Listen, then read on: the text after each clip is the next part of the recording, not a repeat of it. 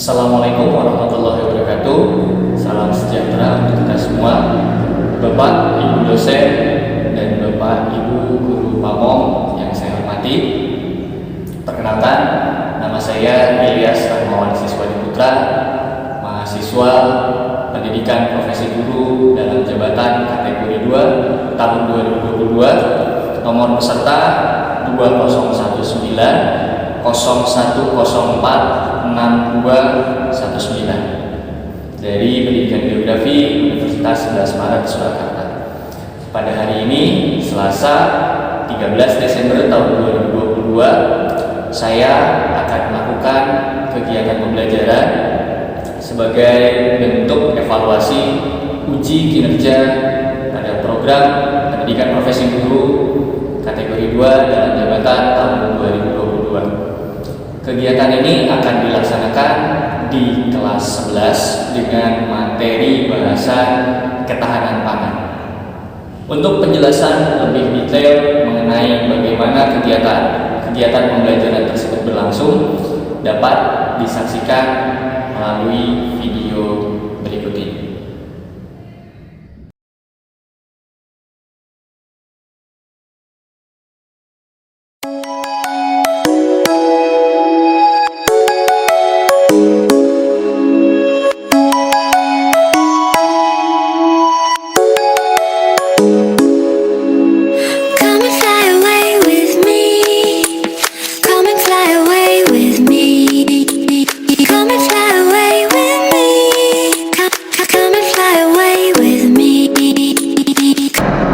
Something's gonna bring the change.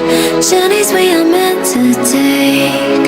Something at the edge of space, calling us to fly away. Assalamualaikum warahmatullahi wabarakatuh.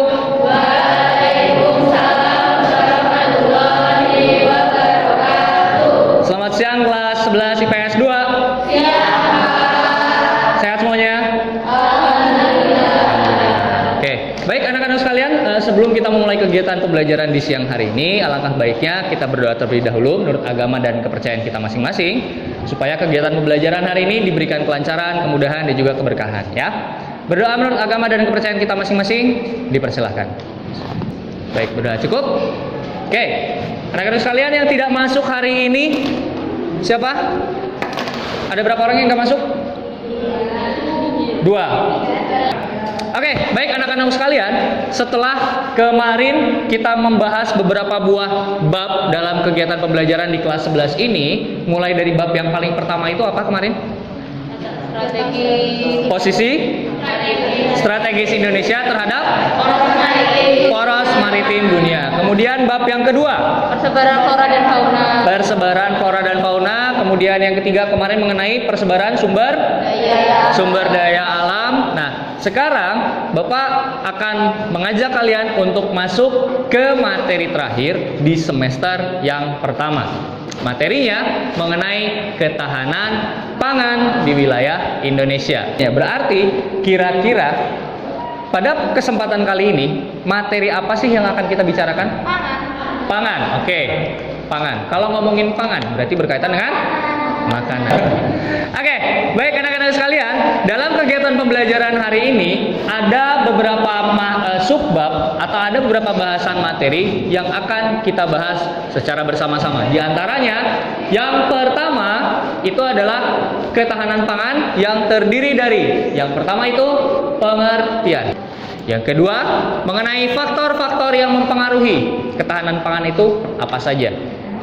Yang ketiga, unsur-unsur dalam ketahanan pangan. Dan yang keempat, potensi juga sebaran unsur pangan yang ada di wilayah Indonesia. Nah, kegiatan pembelajaran di hari ini, ya, Bapak sudah membagikan kalian ke dalam 7 buah kelompok, ya, yang sudah Bapak sharekan di grup kelas kalian. Ada kelompok 1, 2, 3, 4, 5, 6, dan 7. Ya. 7 kelompok ini dibagi berdasarkan perbedaan gaya belajar yang kalian miliki. Gaya belajar tersebut didapatkan berdasarkan kuesioner yang sudah kalian isi kemarin ya. Nah, ini kalian dalam satu kelompok sudah Bapak pastikan bahwa gaya belajar kalian masing-masing itu berbeda. Jadi biar nanti kalian bisa saling berkolaborasi. Bisa dipahami sampai sini? Bisa. Oke. Kemudian nanti dalam kegiatan pembelajaran di hari ini Bapak akan membagikan kepada kalian sebuah LKPD yang harus kalian isi secara berkelompok pastinya, ya. Kemudian di akhir pembelajaran nanti kita akan mengadakan refleksi. Sebelum refleksi ada yang namanya assessment. Ya, nanti Bapak akan berikan kepada kalian link assessmentnya apa, link refleksinya apa. Link refleksinya apa maksudnya itu. Ya, sampai sini ada yang ingin ditanyakan dulu, Nak? Tidak.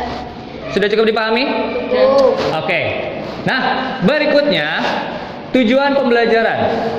Harapan Bapak setelah kalian mengikuti pembelajaran di hari ini, kalian mampu untuk yang pertama mendeskripsikan ketahanan pangan beserta unsur-unsur penunjangnya itu apa saja.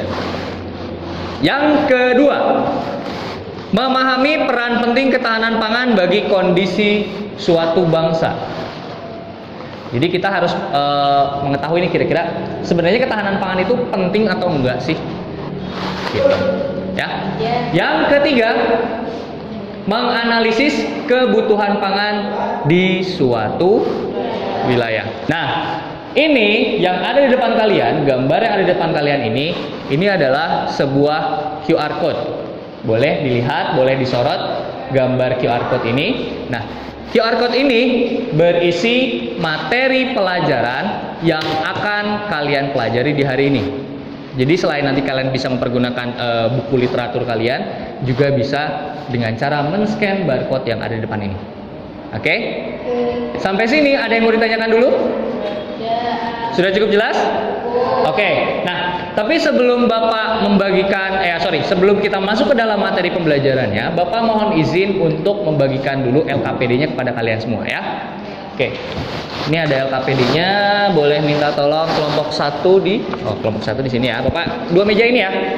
Oke, di sini. Nah, di sini Bapak sudah membagikan kepada kalian LKPD-nya, boleh kalian cek. Di sini juga ada barcode yang sama seperti apa yang ada di depan kalian, yang terpampang di tembok ya.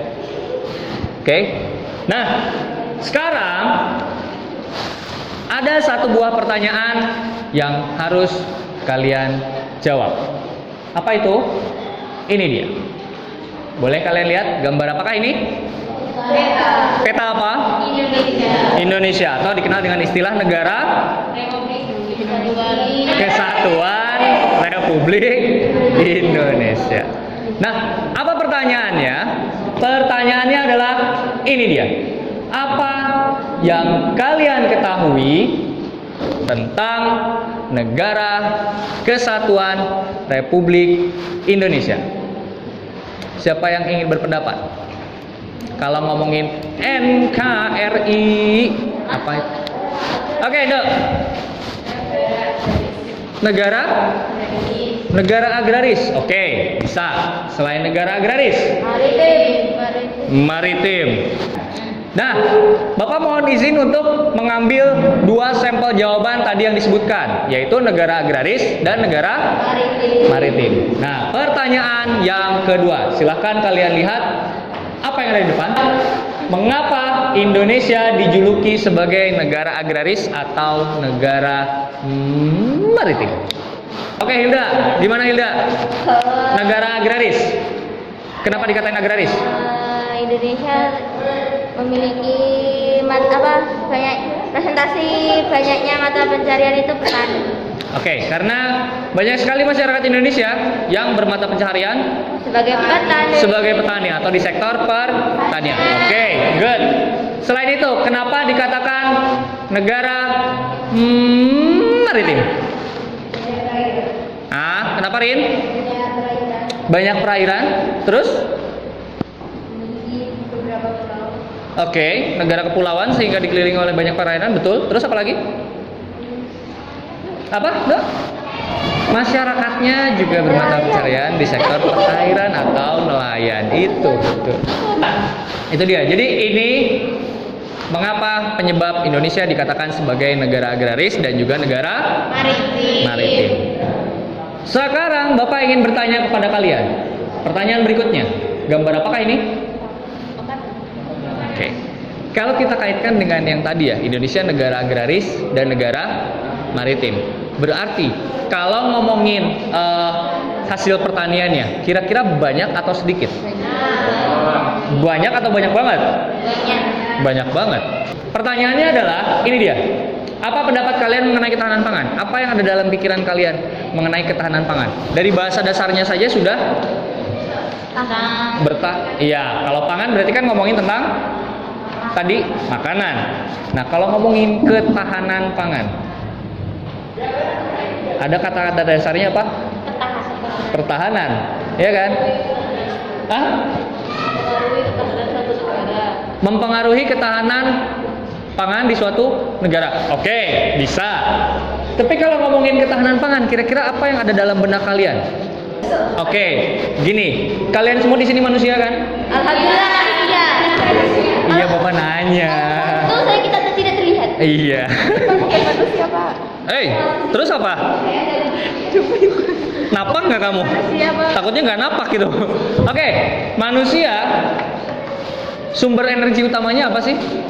Makanan. Selain makanan? Minuman. Makanan dan minuman, betul? Betul. Berarti manusia mampu bertahan hidup dengan makan. So, kalau dikaitkan dengan ketahanan pangan, kira-kira apa coba? Ketersediaan pangan yang cukup, oke. Tambahin lagi, Bi. Tambahin lagi ketersediaan pangan Pak yang cukup. Oke, bisa. Nyaris. Boleh, Hilda. Produksi terpenuhinya pangan di suatu negara sampai perseorangan. Nah kan, udah dibuka kan? Iya.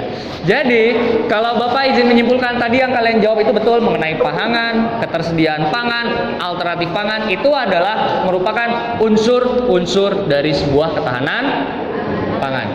Ini yang dimaksud dengan ketahanan pangan. Menurut Undang-Undang Nomor 18 tahun 2022, ketahanan pangan adalah kondisi terpenuhinya pangan bagi negara sampai dengan tingkat perseorangan. Berarti sampai tingkat individu. Yang tercermin dari tersedianya pangan yang cukup baik jumlah maupun mutunya, aman, beragam, bergizi, merata, dan terjangkau, serta tidak bertentangan dengan agama, keyakinan, dan budaya masyarakat untuk dapat hidup sehat, aktif, produktif, dan berkelanjutan. Jadi, yang namanya ketahanan pangan, yang dimaksud dengan ketahanan pangan, pada saat kalian you bisa mendapatkan yang namanya betul. Dan yang pastinya cukup jumlahnya. Rata-rata manusia sehari makan berapa kali? Sekali makan berapa? 3 kali ya, pagi,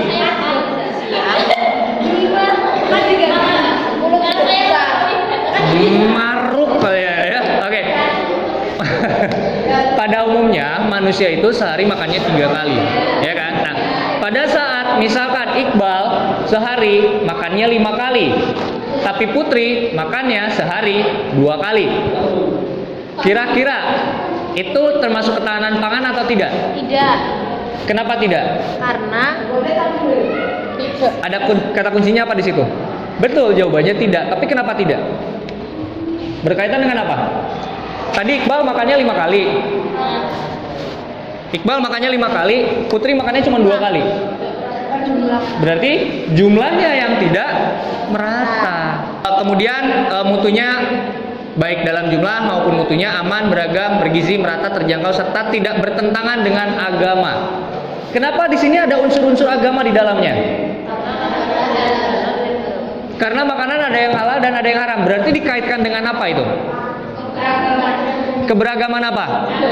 Agama yang ada di wilayah Indonesia. Nah, ada 4 buah komponen utama yang harus dipenuhi. Yang pertama, kecukupan dan ketersediaan pangan.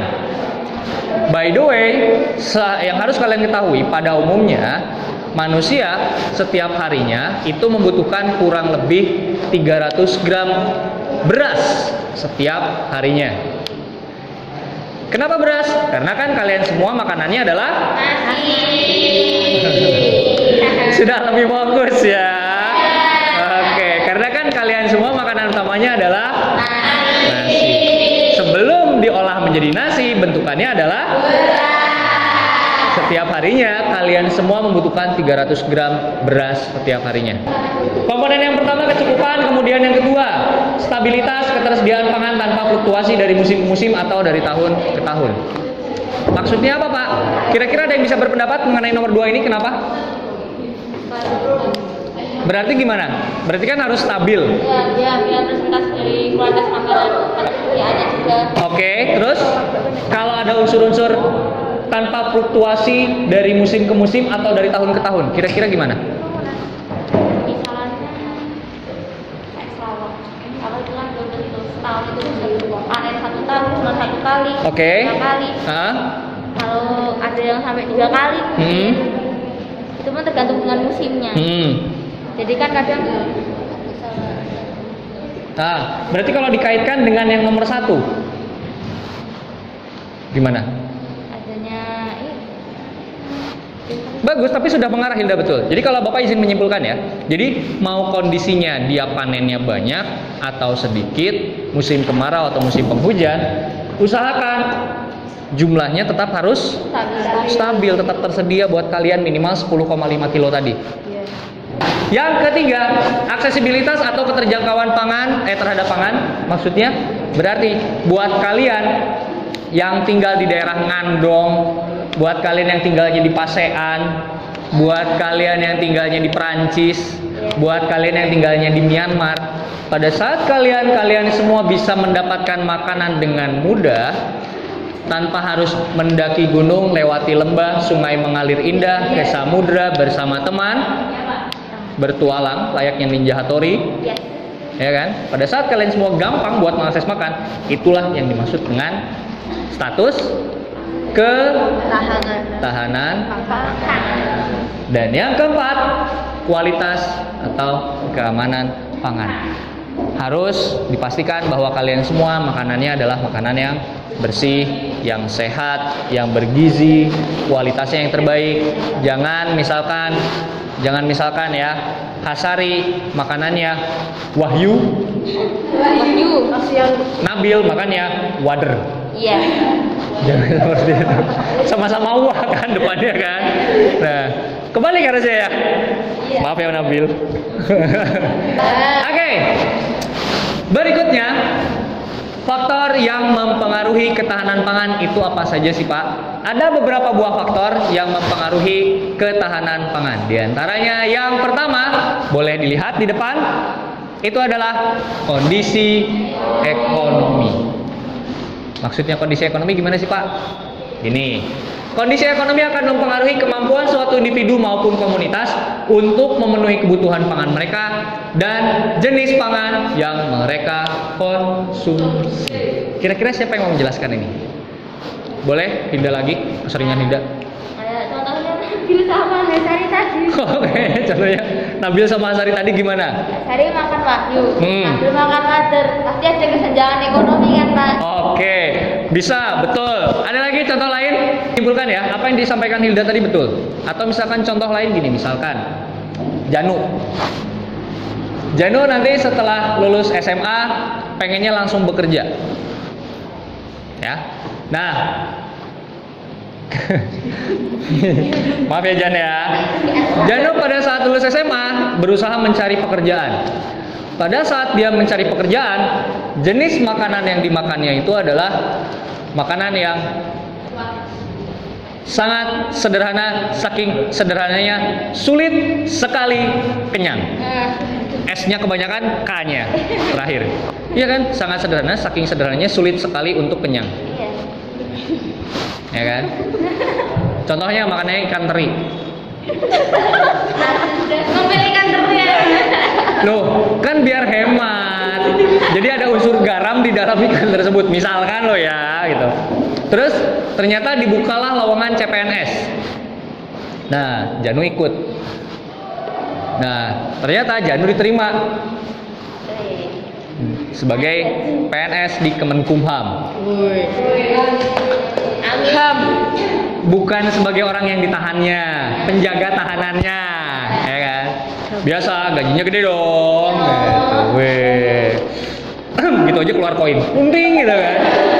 Makanannya juga berubah gitu kan. Enak. Nah, wahyu lagi. Dari ikan teri, ya kan? Awal-awal masih CPNS, gajinya masih pas-pasan. Naik dikit kelasnya. Ikan nila. Dia Allah. Bertahap, ya kan? Terus naik pangkat jabatan, naik lagi menjadi ikan kembung. Ikan kembung, ikan yang masuk angin terus. Dikerokin nanti, ya nggak gitu juga ya. Ada namanya ikan kembung. Terus sampai suatu saat ternyata Janu menjadi seorang Menteri Hukum dan HAM diangkat oleh Pak Presiden. Amin. Jenis makanannya pun pastinya berubah menjadi salmon, ya kan? Sushi, ya. Shimilikiti, bele-bele, ya kan? Salmon, kemudian wahyu tadi kan, kemudian, nah, daging bakso gitu kan, makan bakso kan, baksonya juga bukan bakso daging sapi biasa. A2. Nah, sapinya A2 kan, A5 gitu kan, A4. Nanti ada lagi F4 seperti itu. Jadi otomatis bisa dikatakan kemampuan ekonomi seseorang bisa mempengaruhi daya beli, termasuk juga gaya Hidup. Bapak titip pesan buat kalian, jangan sampai kalian semua BPJS. Apa itu BPJS? Bayar pulang. Budget pas-pasan jiwa sosialita. Royal. Jangan ya, sesuaikan dengan kondisi ekonomi kalian, jangan menyusahkan orang tua. Oke? Nah, selain itu kalau ngomongin kebudayaan, kira-kira gimana coba? Ada masyarakat yang tidak boleh membeli sapi. Nah, sebagai contoh di mana? Kudus. Kudus, betul. Buat kalian para pencinta soto, ya kan? Itu tidak akan makan soto sapi. Nah, adanya soto kerbau ya, bukan soto ayam. Soto ayam masih ada lah, ya kan? Cuman nggak tahu ayam kampung Atau ayam potong. atau ayam kota, Ya. ya kan? Tergantung. Nanti tanya ayamnya. Kalau ayamnya ngomong lu gue berarti ayam kota dia. Maaf, bapak jokesnya receh ya, bapak-bapak biasa. Umurnya sudah receh, Pak. Oh, pantas ya? Iya. Gitu. Gak usah nangis gitu dong, Nep. Sampai keluar air mata coba, ya Allah. Gitu ya. Kenapa tidak ada soto sapi? Karena sapi dianggap suci oleh masyarakat. betul, karena dulu di Kudus itu salah satu wilayah yang umat Hindunya sangat kuat. Nah, dulu Wali Songo di sana, Sunan Kudus ya kalau nggak salah ya. Iya kan? Pada saat menyebarkan di sana. Iya. Nah, pada saat dia menyebarkan agama Islam di Kudus, dia mencari suatu metode yang tidak menyinggung masyarakat sekitar. Ya kan? Sehingga salah satunya yang pertama, masjid di sana kubahnya dibuat seperti pura. Ya, salah. Ya kan? Nah, salah satu contohnya Masjid Kudus ya, Menara Masjid Kudus. Ada juga Masjid Demak. Itu kan bentukannya menaranya seperti itu ya. Oke, berikutnya potensi unsur pangan yang ada di wilayah Indonesia. Oke, setelah ini persiapkan untuk mengerjakan LKPD-nya ya. Di situ ada beberapa buah pertanyaan, tapi dengarkan dulu ini materi yang terakhirnya ya. Yang pertama, potensi unsur pangan di Indonesia di unsur pertanian. Oke. Kalau ngomongin pertanian, kita akan membahas mengenai pepadian atau sesawahan.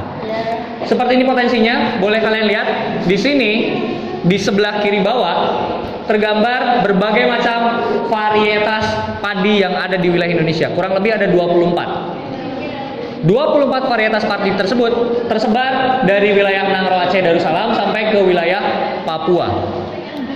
Di sini membuktikan bahwa negara tropis untuk ditanam tanaman padi sangatlah berpotensi. Apalagi dengan 70%-nya wilayah perairan kan. Gitu. Yang kedua, wilayah perkebunan. Ini hasil perkebunan di wilayah Indonesia mulai dari cengkeh, coklat, kelapa, karet, kopi kina, dan lain sebagainya. Dari Sumatera sampai ke Papua juga ada. Yang ketiga, potensi peternakan. Potensi peternakan mulai dari Sumatera sampai ke Papua juga ada. Nggak usah nyamain sama temennya. Tuh kan. Ya. Nah, by the way, malah dilanjut ke. Oke, yang terakhir itu adalah perikanan. Ini peta perikanan di wilayah Indonesia.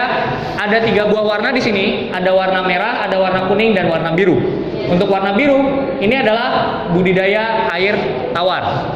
Di Sumatera ada, Kalimantan ada, Papua, Sulawesi, Pulau Jawa ada. Semuanya ada. Kemudian potensi air payau. Apa itu air payau? Campuran atau blasteran. Oke, bisa. Campuran antara air asin dan air tawar. Ya, contohnya kayak misalkan kalian main ke pantai, kalian bukan air lautnya yang kalian jelatin ya. Kadang-kadang kalau di kamar mandinya itu kayak kecut asin gimana gitu. Nah, itu namanya air payau. Biasanya hewan yang iya. Biasanya ikan yang ada di air payau ikan apa? Bandeng. Betul. Ya. Dan yang ketiga, potensi budidaya air laut. Ada di Sumatera, di Jawa, Sulawesi, Papua, dan di Maluku. Pertanyaan Bapak, kenapa di Kalimantan tidak ada air laut? Budidaya air laut? Apa? Tidak adanya laut lepas. Luar biasa. Good. Hebat ya. Diam. Bau aja. Diam sekali mangap langsung mengerikan jawabannya. Betul. Gimana? Hebat. Impressive. Gak bisa berwords gitu ya. Good. Betul.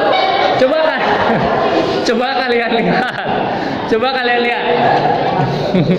Oke, kalian lihat ya, di Pulau Sumatera ini berbatasan dengan laut lepas, berbatasan langsung dengan samudra. Samudra apa? Hindia. Kalimantan? Gak ada kan? Paling mentok-mentok laut Cina Selatan di sekitar sini kan?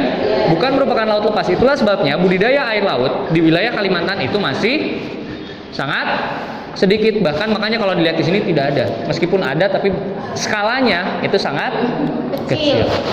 Sampai sini ada yang ditanyakan dulu, Nak? Tidak. Oke, kalau tidak ada yang ditanyakan, silahkan kalian kerjakan dulu LKPD-nya. Di situ ada beberapa poin yang harus kalian isi, ya. Mulai dari ketersediaan lahan. Kemarin kan sudah kita menghitung data ketersediaan lahannya. Nanti silahkan kalian inputkan di situ, atau kalian buka di data kecamatan kalian, di situ juga ada. Kemudian ada juga data kependudukan ya. Nah, untuk data kependudukan kalian bisa juga mengecek dari ini Nah, nama websitenya adalah gis.dukcapil.kemendagri.go.id. Silahkan kalian cari data kependudukan di sekitar kalian. Yuk, silahkan dikerjakan. Oke, di sini ada yang tahu perbedaannya nggak antara sawah irigasi, tada hujan, dan kawan-kawan? Belum. Oke, gini. Jadi nanti boleh juga kalian cek di websitenya GIS-nya Kementerian Pertanian. Boleh kamu cek nanti di sana. Kalau sawah irigasi itu adalah sawah yang pengairannya memanfaatkan aliran sungai. Jadi ada pengairannya samping kanan kirinya. Nah, tapi kalau yang ada di sekitar tempat tinggal kalian di sini, kalau nggak ada aliran sungainya, itu berarti termasuk ke dalam sawah apa? Casey? Tada hujan, betul. Jadi sawah tada hujan itu adalah sawah yang pengairannya memanfaatkan air hujan. Namanya juga tada hujan kan? Ya kan? Nah, kemudian ada lagi yang namanya sawah pasang surut.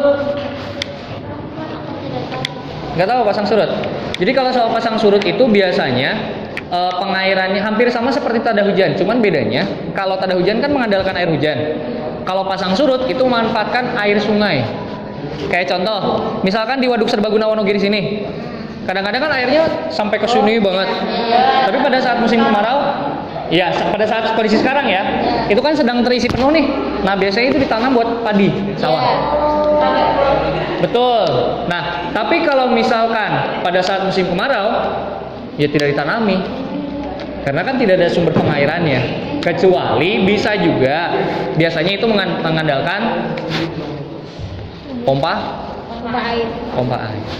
Jadi nyedot dari waduk gitu. Itu sawah pasang surut. Kemudian ada lagi yang namanya sawah lebak. Sawah lebak itu apa meneh?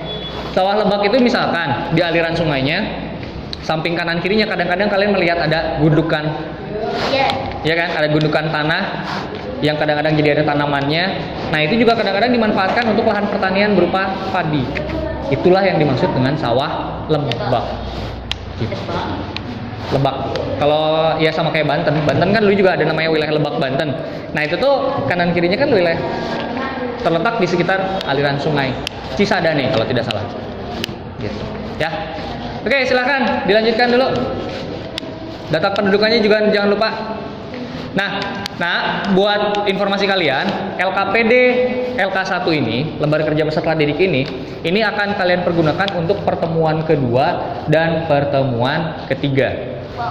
Jadi kita akan berlanjut. Jadi nanti silahkan LKPD ini jangan sampai ya, karena di sini data-data kalian untuk masuk ke pertemuan berikutnya. Oke, bisa dipahami ya? Oke, yuk dilanjutkan dulu. Sudah? Lengkap semua data-datanya? Coba kita lihat. Yang jago nggak ada. Ah? Yang mana? Iya, nggak apa-apa. Yang jagung emang nggak ada kan? Oke. Jangan lupa nanti di sini dituliskan nama anggotanya siapa, kemudian dari desa apa, kecamatannya apa ya, seperti biasa ya. Oke. Jangan lupa ditulis nama sama desanya dari mana. Desa mana kamu, Nak? Tempur. Unggahan apa tempur? Tempur, kalau saya tempur, ini unggahan. Terus ini Oke. Sultan. Coba lihat data pendudukannya. Kenapa? Oh iya, nggak apa-apa. Oke. Mojopuro. Siapa yang Mojopuro? Itu Nabil. Nabil. Unggahan? Saya. Nia. Tempur? Saya. Senangannya perang we. Iya Pak, dulu tuh bukannya tempur beras. Seriusan? Iya. Itu sejarahnya? Iya. Ya Allah, Bapak asal ngomong loh. Oke, good. Nanti pulutannya udah digabungin aja jadi. Pulutan kulon sama pulutan wetan. Beda, Pak. Iya, maaf. Ya. Oke, sudah lengkap berarti ya. Nomor 2 sama 3-nya, jangan lupa. Oke, good. Iya, silakan. Assalamualaikum warahmatullahi wabarakatuh. Waalaikumsalam warahmatullahi wabarakatuh. Berdirinya saya di sini untuk presentasi bukan untuk berekspektasi tinggi karena tingginya ekspektasi hanya membuat sakit hati. Curhat ya. Berdirinya saya di sini untuk mewakili perwakilan dari kelompok saya, kelompok 6 yang beranggotakan Galang Setianto, Hamada Sehati, Hasari, Intin Aminu, dan saya, Mer Kasiasana. Oke. Pada LKPD kali ini membahas tentang ketahanan pangan. Poin pertama, deskripsikan secara singkat ketahanan pangan menurut kelompok kami, kelompok 6. Ketahanan pangan menurut kelompok kami adalah kebutuhan pokok bagi manusia, yaitu kondisi terpenuhinya pangan bagi individu perseorangan yang tercermin dari ketersediaannya pangan yang cukup. Oke. Poin berikutnya, macam-macam bahan pangan yang berada di sekitar tempat tinggal kami. Ada padi, jagung, singkong, ubi, sorghum, kacang, kedelai, ubi talas, kembili, cabai, dan bawang merah. Oke. Next. Nanti Bapak coba cari. Selanjutnya, carilah dan data ketersediaan lahan pertanian di sekitar tempat tinggal kami, kelompok 6. Yang pertama ada di Desa Tempur Harjo, dari Galang, sawah irigasi 51,70 hektar, sawah tada hujan 5,70 hektar, singkong ada 130 hektar. Kemudian nomor 2 ada Hamada di Desa Sumberrejo dan Inin Aminur Rahmah. Sawah irigasi ada 154 hektar, sawah tada hujan ada 231 hektar. Kemudian yang ketiga ada Sari di Desa Mlokoharjo, sawah irigasi ada 40,62 hektar, sawah tada hujan ada 66,93 hektar. Kemudian di Desa Munggahan ada saya, sawah irigasi 41 hektar, sawah tada hujan ada 20 hektar, dan singkong ada 46,21 hektar. Tadi pangan yang selain sawah ada apa saja? Selain sawah, selain padi maksudnya. Singkong. Singkong di tempatnya siapa? Singkong Singkong ada di mana aja? di desa Tempur Harjo, Tempatnya siapa itu? Galang, Terus? sama Unggan. Unggahan tempatnya Saya tempat kasih. Oke. Selain itu ada lagi selain singkong? tidak. Tidak, berarti hanya padi dan singkong saja. Oke, baik. Terima kasih banyak. Beri tepuk tangan yang meriah buat kelompok 4 ya. Oh, kelompok 6. Oke, siap. Silakan balik ke habitat. Silakan balik ke tempat duduknya. Mohon Sekian maaf. dari saya. Wassalamualaikum warahmatullahi wabarakatuh. Waalaikumsalam warahmatullahi wabarakatuh. Paham juga. Assalamualaikum warahmatullahi wabarakatuh. Waalaikumsalam warahmatullahi wabarakatuh. Di sini saya akan mempresentasikan LKPD yang Bapak Ilyas kasih tentang tahan pangan. Di sini saya perwakilan dari kelompok 5 seperti dia yang punya mantan 5. Jadi katalog dong ya. Anggotanya saya sendiri Hidayat Maya, ada Janur Rahmat Afandi, Lambang Bagus Satrio, Lina Trianingsih, dan Neva Mariana. Oke. Apa aja faktor yang mempengaruhi unsur ketahanan pangan di suatu wilayah? Itu ada 1, 2, 3, 4, 5. Ada faktor ekonomi, sosial, budaya, dan religi, faktor teknologi, infrastruktur, dan iklim dan cuaca. Untuk jumlah penduduknya, Mojopuro itu ada 2.379. Yes. Laki-lakinya ada 1.183, sedangkan perempuannya ada 1.196. Oke. Di Ngadirejo ada memiliki jumlah penduduk 3.922, dengan laki-lakinya 1.969, sedangkan perempuannya 1.953. Oke. Keposari itu punyanya Lambang sama Lina, itu jumlah penduduknya ada 5.484. Oke. Laki-laki perempuannya memiliki jumlah yang sama, yaitu 2.742. Berimbang ya? Ya. Oke. Luar biasa. Sumberjo Janu itu 2.519, laki-lakinya 1.314, perempuannya 1.205. 1.205. Oke, berarti rata-rata jumlah satu penduduknya dalam satu desa kisaran 2.000 penduduk ada ya? Ya. Kisaran segitu ya. Oke. Baik, terima kasih banyak. Silahkan ditutup, Hilda. Sekian presentasi dari saya. Wassalamualaikum warahmatullahi wabarakatuh. Waalaikumsalam warahmatullahi wabarakatuh. Tepuk tangan dong buat kelompoknya Hilda. Anak-anakku sekalian, sekarang kita coba mereview kembali materi apa yang sudah kita pelajari di hari ini. Ya, hari ini kita mempelajari tentang apa, Nak? Pastinya mengenai ketahanan pangan. Kata kunci dari ketahanan pangan itu apa tadi? Tercukupinya pangan sampai tingkat perseorangan ya. Kemudian yang kedua, perikanan. Betul. Yang ketiga, peternakan. Dan yang keempat, perkebunan. Oke, luar biasa. Tepuk tangan dong buat kalian semua dong. Oke, anak-anak sekalian, itu semua adalah materi yang akan kita bahas, yang sudah kita bahas di hari ini. Besok kita akan melanjutkan materi pembelajaran berupa kondisi ketahanan pangan yang ada di sekitar tempat tinggal kalian. Ya, di pertemuan selanjutnya nanti kalian akan bermain dengan angka. Gampang-gampang. Belum apa-apa udah aduh ya. Nanti kita akan melihat kira-kira kondisi di sekitar tempat tinggal kalian gimana. Ya. Nah, apakah surplus ataukah defisit? Nah, sebelum Bapak tutup, seperti yang sudah Bapak jelaskan, Bapak akan memberikan refleksi kepada kalian. Untuk asesmen, nanti akan Bapak berikan di setiap pertemuan genap. Karena ini pertemuan pertama, berarti asesmen akan diberikan di pertemuan kedua ya. Nah, ini adalah lembar refleksi yang harus kalian kerjakan. Boleh di-scan terlebih dahulu. Nanti dibagikan ke kelas kalian. Ya. Oke, baik. Anak-anak sekalian, itu yang dapat Bapak sampaikan. Kurang lebihnya Bapak mohon maaf. Kesempurnaan hanya milik Allah Subhanahu wa taala. Kesalahan ataupun kehilafan pasti hanya berasal dari hati Bapak yang masih kotor. Oleh sebab itu, mohon maaf lahir dan batin apabila ada ucapan atau perkataan yang kurang berkenan. Bapak akhiri dengan sebuah pantun. Petir bukan sembarang petir. Petir menyambar rumah pias. Terima kasih buat anak-anak yang sudah hadir. Sampai berjumpa lagi dengan Pak Ilyas. Billahi taufiq wal hidayah. Assalamualaikum warahmatullahi wabarakatuh.